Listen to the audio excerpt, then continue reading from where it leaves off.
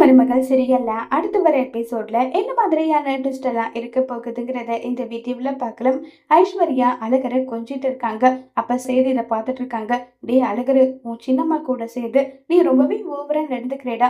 ஒரு முறையாவது என்ன அப்பான்னு சொல்லு. எப்ப பாரு அம்மா புள்ள போலயே இருக்கே. அம்மா அம்மான்னு சொல்லி கூப்பிடுறேன்னு சொல்றாங்க. இங்க பாருங்க மாமா, என்ன சின்னம்மா, அவன் அழகா என்ன அம்மான்னு கூப்பிடுறான். அவன் அப்படியே என்ன கூப்பிட்டுமே, அது என்ன சின்னம்மா அப்படி இப்படி எல்லாம். இங்க பாரு அழகரு, நீ அம்மானே கூப்பிடு சரியானு சொல்லிட்டு பேசிக்கிட்டு இருக்காங்க. இப்ப பர்த்டேக்கான ஏற்பாடு எல்லாமே நடந்துட்டு இருக்கு. ரொம்பவே அழகா டெக்கரேட் பண்ணிருக்காங்க. அழகரோட பிறந்த நாளுக்கு இப்ப அழகருக்கு கேக் வெட்டி எல்லாரும் ரொம்ப சந்தோஷமா செலிப்ரேட் பண்ணிட்டு இருக்காங்க. அன்னைக்கு தானே ஐஸ்வர்யாவுக்கும் சேதுக்கும் கல்யாணம் நடந்தது. அந்த கல்யாண நாளையும் எல்லாரும் சேர்ந்து சந்தோஷமா கொண்டாடிட்டு இருக்காங்க. மீனாட்சி இன்னைக்கு வீட்டுக்கு வர போறா.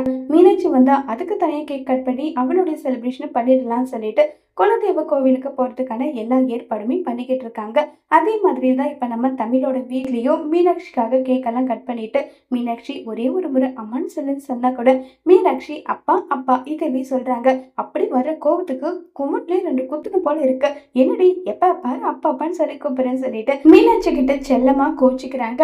உடனே இங்க தமிழ்ல எதுக்காக இப்படி கோவப்படுற? இப்ப அப்பான்னு சொல்லி கூப்பிடுறேன்னா பின்னாடி அம்மான்னு சொல்லி கூப்பிடதானே போறேன். அதுக்கெல்லாம் கோச்சிக்கலாமா? சரிவா கோவிலுக்கு போகலான்னு சொல்லிட்டு கோவிலுக்கு கிளம்பி போறாங்க. அங்க போனதும் முதல்ல சேதுவோட குடும்பம் தான் போகுது. சேதுவோட குடும்பம் போனதும் அங்க சாமிக்கு நாங்க அன்னதானம் போட போறோம்னு சொல்லிட்டு அந்த சாப்பாடை எடுத்துட்டு வந்து படியில் எல்லாம் போட்டுட்டு குழந்தைய பக்கத்துல உட்கார வச்சுட்டு அங்கிருந்து கிளம்பி வந்து போயிட்டாங்க.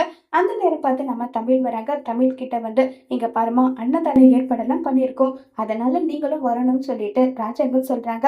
இப்ப குழந்தைக்கு அவங்களும் அதே மாதிரி என்ன பண்ணணுமோ அது எல்லாமே பண்ணிட்டு வராங்க.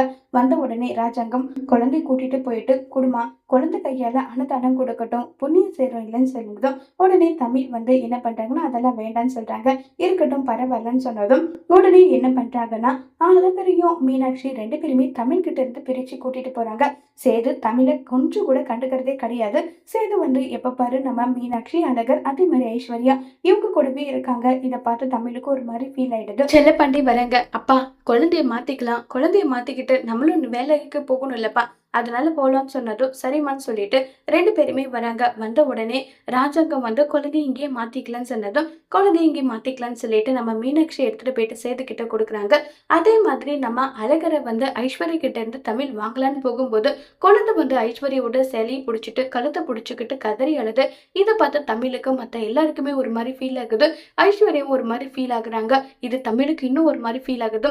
2 குழந்தைங்கள பெத்த 2 குழந்தை என் மேல பாசம் இல்லாம இருக்கு.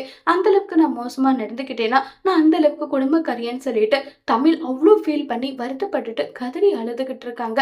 இன்னொரு பக்கம் நம்ம சேது வந்து தமிழ் பக்கம் குழந்தைங்க போகல, தமிழோட முகம் மாறினது எல்லாமே நோட் பண்ணிட்டு இருக்காங்க.